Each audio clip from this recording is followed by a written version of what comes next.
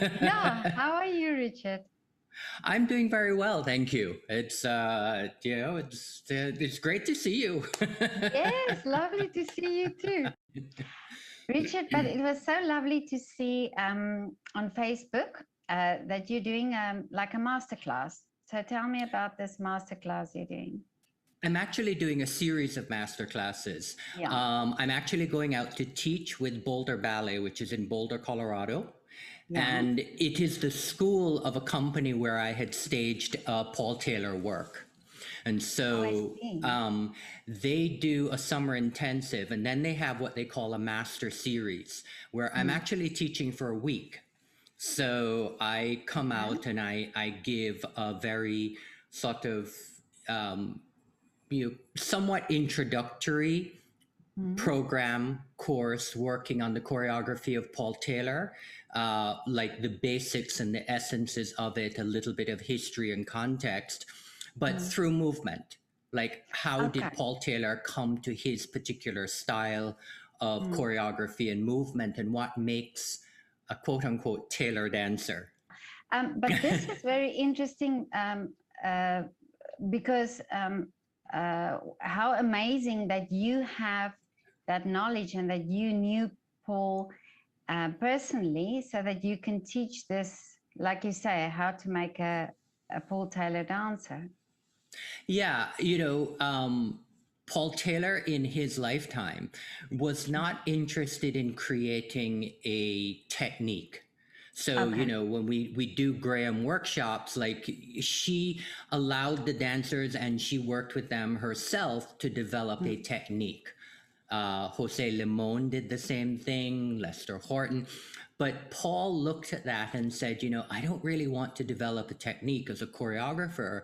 I want Mm. my voice to be adaptable and open to change. That's my interpretation of it. Mm. And as such, really, the way to get inside of his choreography is to understand where he comes from, where his Mm. aesthetic lies. He was a Graham dancer, he danced in the Martha Graham Company.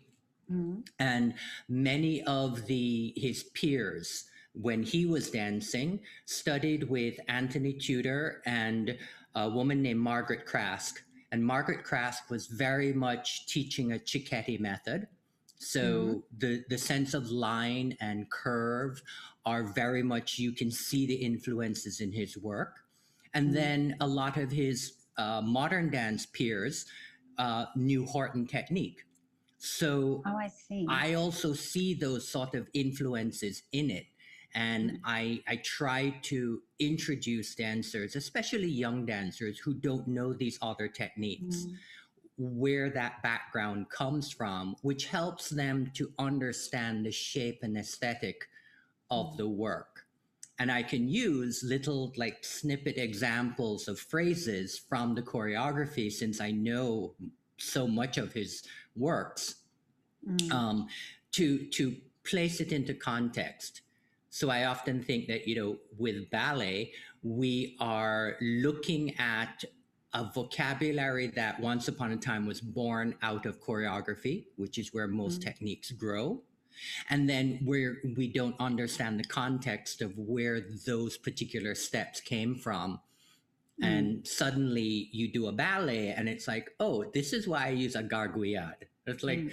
why am I learning to like turn my legs in opposite directions while I'm in the air before I land right after I jump? And that's really, it's like it's a complication that's not Mm. about just coordination, but it may have a particular context if you're Oh, doing yeah. Sleeping Beauty and you're doing, The White Cat, that type of thing. So we're looking at context. Mm. But it's very interesting that you say this about the Cicchetti, for example.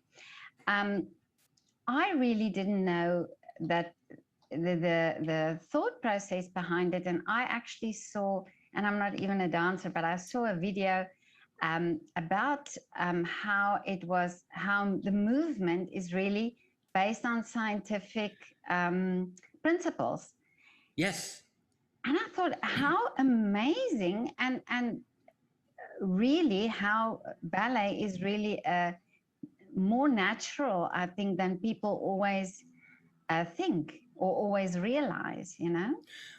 Well, um, I know many dancers who believe that, a sound ballet technique is really the ABCs of movement, particularly in a Western context of concert dance. And a lot of it has to do with, I think, the technique does help to build certain things. And once you understand the physics of it, which I think the more mechanical physics that we look at today really wasn't part of the research. But I think some people just have that really natural, innate ability to understand the mechanics of how things work. Oh, yeah. And definitely in developing a technique and saying, this works and this kind of exercise puts you in the right place to go in any direction. And today, when we analyze movement, we say, mechanically in your body, this will work because you have this upright and you're going to go this way or that way. But if you never get to that upright, you don't have the option of going where you're leaning away from.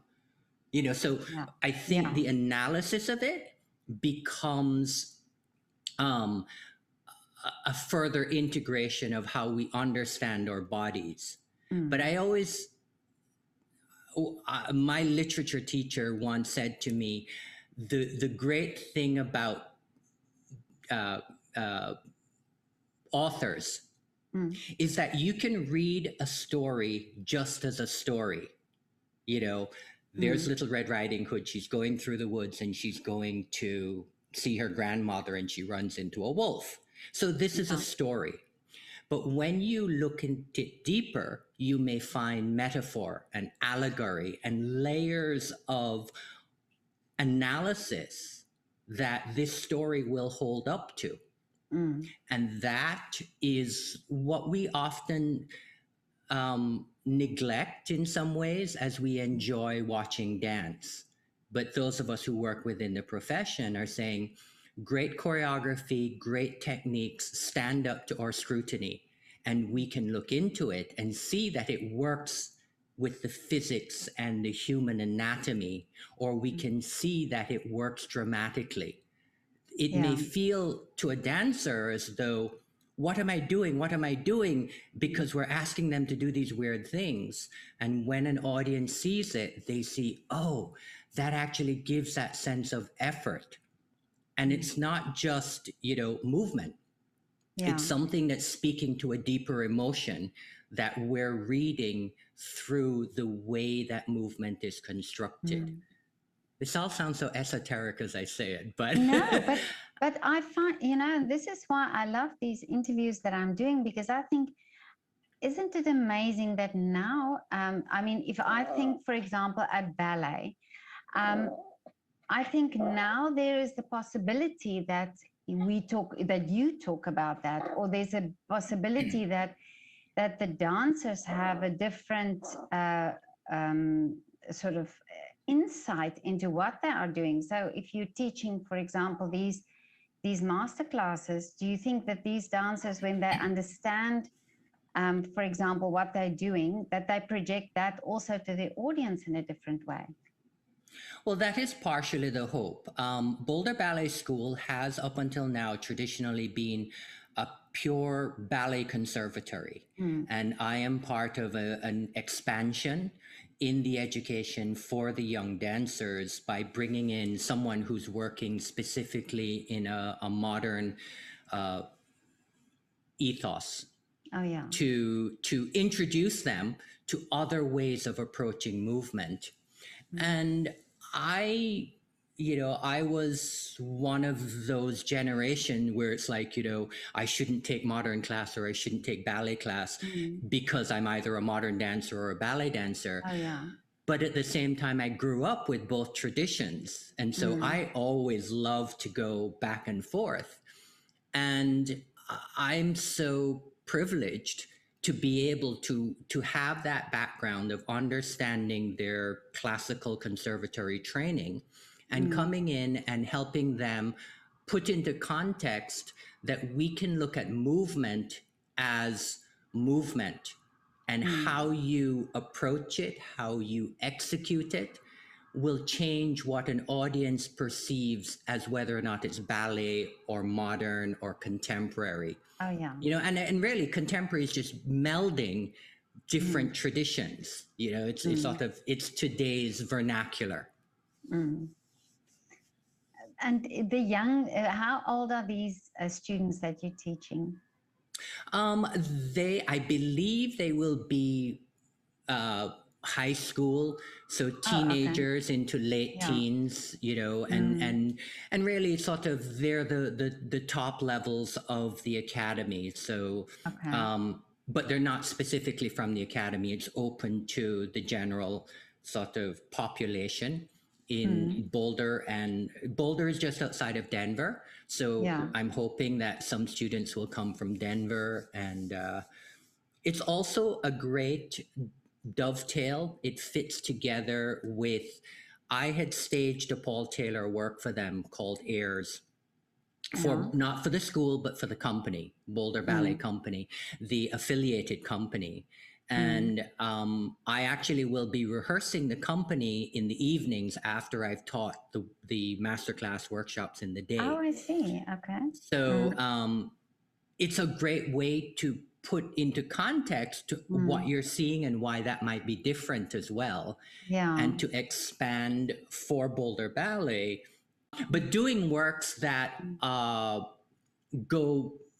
that you might see on larger national and international companies, because Airs has been done by American Ballet Theatre and San Francisco Ballet and the larger American companies. And Boulder Ballet is starting that climb up the ladder to be nationally known.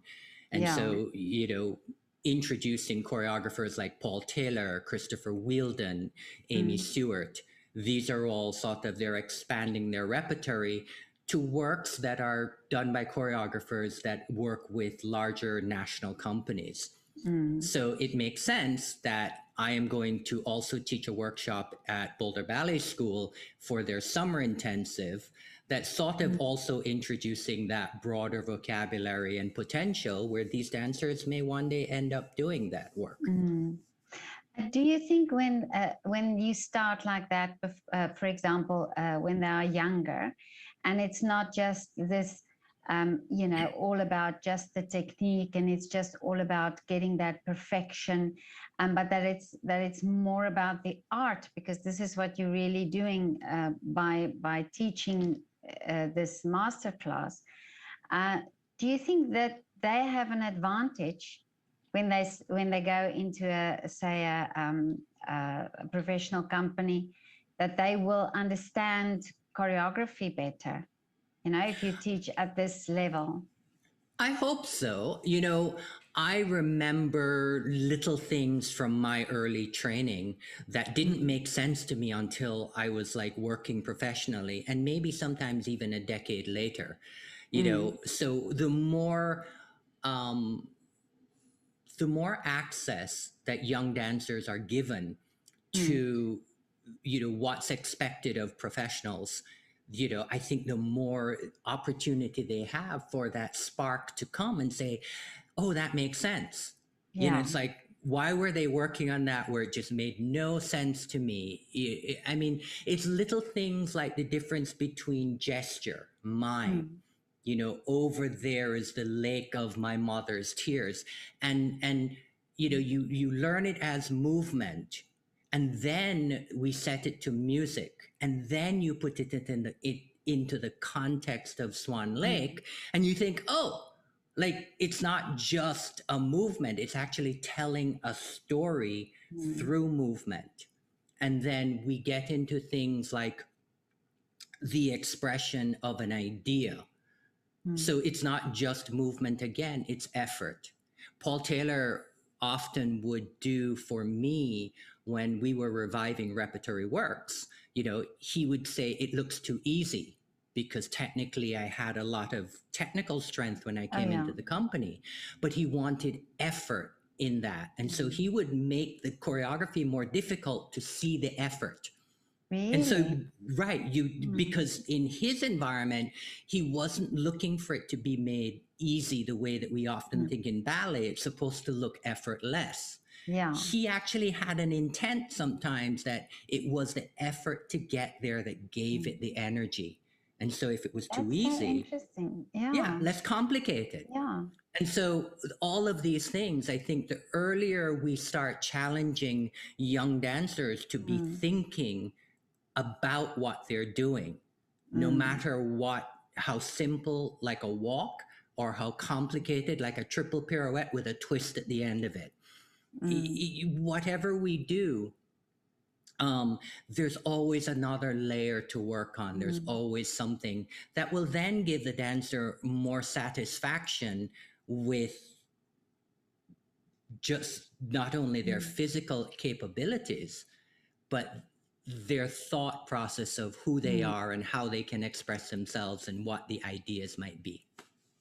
This is so interesting what you're saying, because I never realized that. But now that you, now I'm in, as you were saying that, I'm thinking, do you think this is why the contemporary works for dancers, that they love so much to do that, is because there are so much expression in that, or that it's a way for them to express, and that maybe I'm talking just, I'm not knowledgeable, but I'm just thinking now that maybe for the classical ballets that's been done over and over and over again, and some companies do it year after year after year, that the dancers then almost do it automatically and not really think anymore about what the expressions should be, or what they are saying, or what this, that it's do you understand what I mean?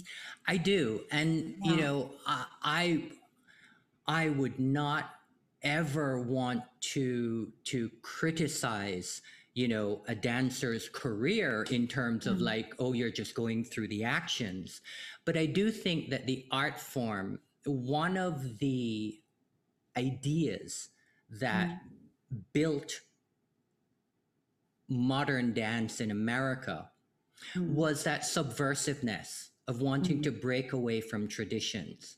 But more than that, what I discovered was that they were speaking in the US to everyday actions, these everyday people.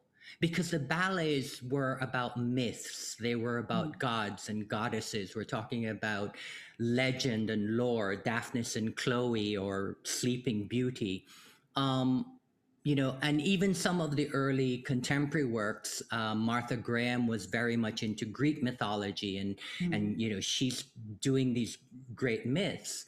But then we get to a period in the 50s and 60s where we're starting to really look at everyday pedestrian activities and looking at how it might, both good things and bad things might be reflected in everyday life.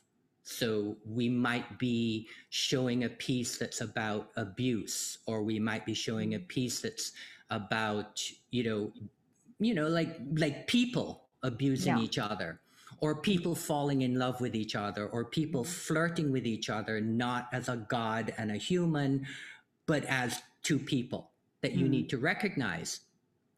And I think that is where the art comes in. That's what we want to do, is we build a way to express ourselves. And I think contemporary choreographers are looking for who are those dancers today. They get to bring who they are into the studio, which then translates onto the stage. So I think in a very roundabout way, I got to what you were saying before. Yeah. I think really that young dancers in this time, the coming up dancers, that they have a total different exposure to this art form that is traditionally seen as, it's very stereotypical how ballet is seen. I mean, people, I know of many people who still think, of ballet as just a dancer being in a tutu. And Right. you know, there are many people who are not uh, knowledgeable about all the different um, aspects of ballet. So that's very interesting that you know that you're doing this. And I'm always very interested in projects with children, with master Yes. classes and things, because I think they have such an advantage if people like yourself, you know, are there to give this very special, unique masterclass, because you, like you say, you knew Paul, you knew how he was thinking and how he was working, and you could carry that over.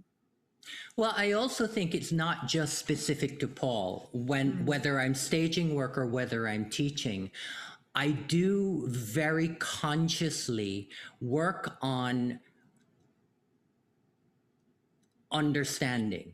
If you understand that this is how one person was able to utilize their technique, background, and how that developed their aesthetic, how can you as an individual apply that to your career, to your future work, not just in Paul Taylor's work? But, you know, this is the way that Paul Taylor found was successful with his audiences and communicated the general idea of what he wanted out of a piece. But can you not just separate it as Paul Taylor, but apply it to your other work? Oh You yeah. know, how do you use your mimetic abilities? You know, to say this is a boat. You might not find that in Paul Taylor's work, but the fact that, you know, he's using this as something like a curled in wing will make you realize that the visual is something that's giving you an opportunity to communicate with more than just movement. So yeah, I try to be very clear about this is Paul Taylor's perspective, and to do Paul Taylor's work, you want to know this information, but it is Yeah. not exclusive to Paul Taylor. You should Oh, I be able to see. apply those lessons to all of your work. Do you think choreographers nowadays have very distinct styles, a very distinct, like a very distinct signature styles? Yes and no. I say yes because as an individual, your voice will always be your Yeah. voice. You know, I say yes because culturally, what we're discovering is the cultural backgrounds, the aesthetics that are developed. You know, if you look at the difference between something by Ohad Naharin or by Akram Khan, they have very different backgrounds that are not within the European cultures, but they have trained within the European context. And as such, they give it a very distinctive intellectual approach that's coming out of their physical response to the world. So, yes, choreographers have very distinctive differences. But I say no in as much as they are influenced by their peers and the communities around them. So when I look at American choreographers and I look at, you know, those that have developed in the crucible that is the USA, I can see something that's distinctively American Oh, I about it. see. Yeah. You know, and so again, when you have those communities that are sharing their work and they're taking influences from it, you know, there is a British sensibility. And we say that in ballet, you know, it's like, you know, you can tell a Russian Vaganova trained Oh, dancer yeah. as opposed to one from the Paris Opera, as opposed to one from the Royal Ballet in England. You know, so those differences, you know, they become distinctive in their own way. So No, they're not different in that in from each other in that context, but yes, they're Yeah. very different as individuals. Does that make sense? Yeah. Yeah, no, that's very interesting, and I think it's because I spoke to a conductor the other day, and we talked about the specific thing, composers who went from Europe, for example, to America, and then the music that they composed there. And I was wondering, I was asking him the same thing. Can you see the difference between the time that they've lived in America or composed in America towards, to the time that they composed in Europe? And of course, there has to be some differences because of the whole exposure to life in these different continents where they live. Yeah. I'll tell you a very quick story. My very first class in a English company, I went in there and I didn't know anybody. The dancers there did not know me. And I took a regular ballet class, their company class in the morning. And there was a dancer in the company from Hong Kong, and there was a dancer in the company from the Philippines. And at the end of class, they both came up to me and said, you look Chinese, but you don't move like a Chinese dancer. You weren't trained in Really? Asia. Yeah. And, and I said, no, actually, I grew up in Jamaica in the West Indies. And there was something very distinctive about the broadness of my movement. I had a very distinctive way of carrying myself and moving that did not strike them as like the dancers that they had grown up with seeing in Asia, Hong Kong, Yeah. or the Philippines, or the Pacific. So it is interesting, and it's not always easy to define it. It's that intangible, indefinable aspect of, oh, I recognize that person because of how they move. Oh, They're yeah. very distinctive. We grew up with video of these little white blobs moving around on the screen. Like, Yeah. you look at video from the 50s and 60s and 70s or film, it's like there are these little white blobs moving on the screen. But if you knew the person, you could Yeah. recognize them. Exactly. Yeah. Yeah. And it's true that you're saying, and I see that also. Well, I can see that a little bit, or understand it a little bit now from the ballet company, that you say you've got all these different. If you've got these different training styles together, then of course, it brings that with. And it takes them time to become a company. That's the thing that we always look at. It's like, what defines you as a company? And the artistic directors are incredibly important in helping to define those companies. So you're saying these dancers, they come, that you're training now, they are from the ballet academy, but they will also be from, say, private ballet schools that they come from. Okay, so they all have, Yeah, they're not just, the summer programs are often open to, the broader public rather than just those enrolled. Because often those that are enrolled during the year will have gone somewhere else in order to get different training.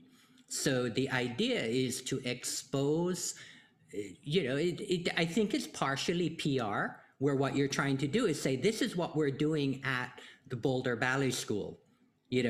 Please come and join us. We will give you the opportunity to work on a Taylor work or to work on an Amy Stewart work. And that is an attraction. It helps them to grow their population as well as help the students, because the focus is really on where, as a young dancer, are you going to get the kind of education that suits your personality and your interest? Because they may not be, you may be looking for something that's more strictly ballet conservatory, and you want Vaganova training or you want RED training. And you may look and say, well, maybe the contemporary work for me is not right at this point in time. And I think young teenagers are starting to develop their own personal preferences and aesthetics. And it's like I spoke to a ballet teacher also who's doing a summer program, and she said sometimes the teacher says the same thing, but it's just a different teacher saying it, and then it's they take it up in the right way, that they, or just it's the environment, or they just with Well, other people as well, and yeah. So. I draw the analogy to it's like children and their parents.